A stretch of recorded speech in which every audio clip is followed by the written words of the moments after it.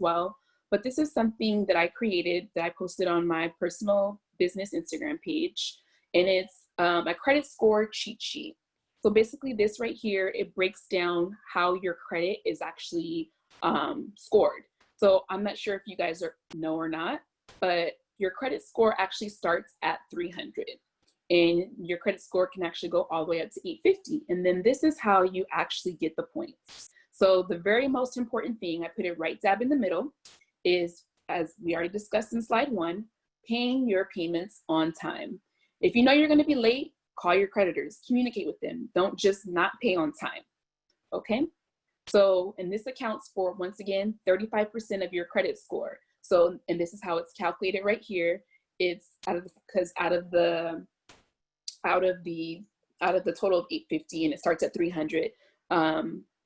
What you do is you do 550 times the 35%, and that gives you 192.5 points. That's how much is allotted for paying your payments on time. That's 192.5 points of your credit score, paying on time. So it's very essential that you make your payments on time. Okay, so the next one is paying down your credit debt, actually. So keeping your balances, once again, under 10%. So this accounts for 30% of your credit score, and then once again shows the calculation of how it's calculated. 165 points is just keeping your utilization low, okay? The next one is right here, we already pretty much kind of discussed again, but this is just a scoring model of how it's built, is building your age early. So that's your credit history. Apply for your first credit card when you turn 18 or get added as an authorized user. This accounts for 15% of your score. Once again, here is how it's calculated. 82.5 points is your age of history. And having a different variety of credit is worth 10% of your score and worth 55 points. It's best to have a great mix of credit. So having an auto loan, having mortgage loan on there, maybe if you go to rent some furniture and that's considered actually an installment loan on there, and you rent furniture, you make payments on it, you pay it off. That's a great mixture of credit. You have different types of loans.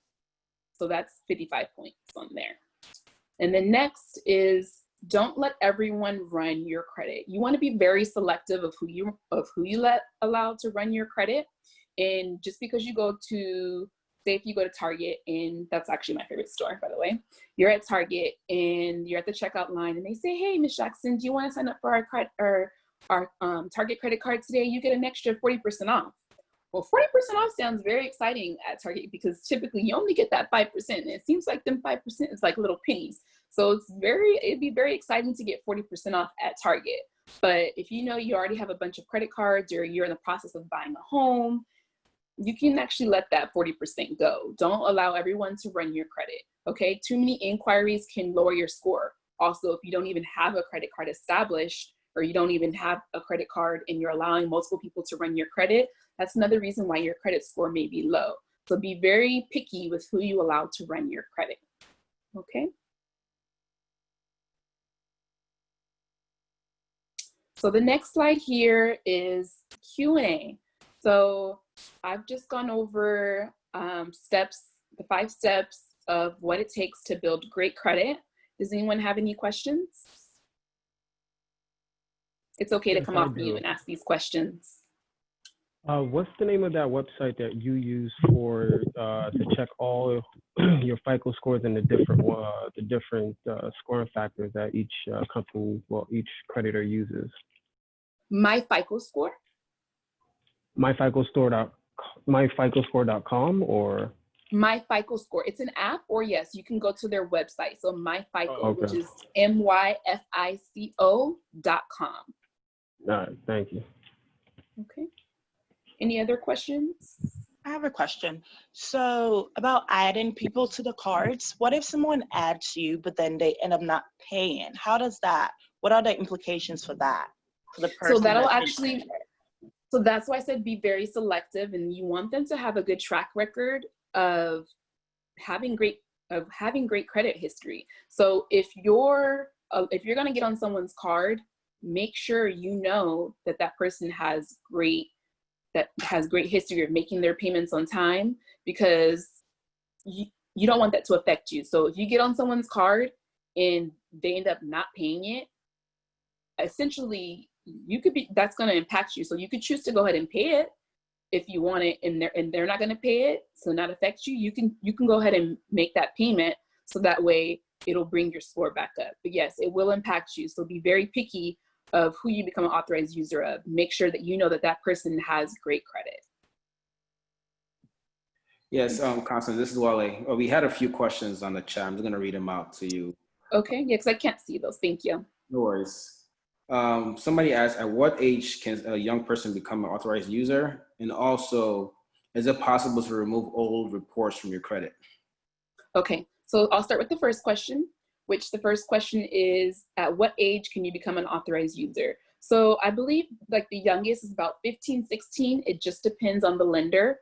For example, like with Discover, Capital One, any of the MasterCards out there, you just have to call them, because, you know, as you become a teenager, a lot of times, sometimes parents, maybe not in our community, but sometimes parents, add their children on there at a young age. That way, by the time they actually do age to the age where they're able to establish their own credit, they already have great credit history. So that's a good reason why a lot of times people do that.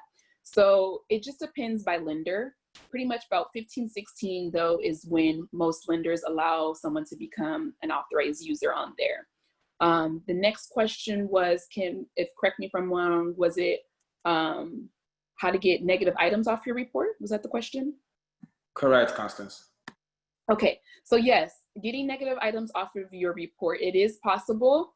I do credit repair also. Well, I do credit repair. So with that, it's basically just sending out a letter to the creditor and the credit bureaus to get the information off there, challenging the information that's reporting on your credit report. So the FCA has 30 days to be able to respond to you, to be able to respond to the letter and challenging that information off of there. So sometimes, for example, if they don't even respond to you within that appropriate amount of time, because by law they have to respond to you within 30 days, and if they don't respond to you, that's actually great in your favor and a way of getting it off of there. So it's just basically writing them a letter and challenging the information that they're reporting to get it off of there. Okay. Any additional questions? Just one more. Somebody wanted you to talk about the difference between the new FICO score and the old FICO score. Okay, so the differences between the FICO scores is there's different FICO scores actually out there right now that are being used, which is FICO score 8 and also FICO score 9. Those are like two major ones that most people use. And the difference is, like right now, for example, if you were to go and get an auto loan, with most auto loans, you can get like a great deal with like a 680 on your auto loan. If you have a 680 credit score, it's not the best credit score, but it's pretty good to work with. You can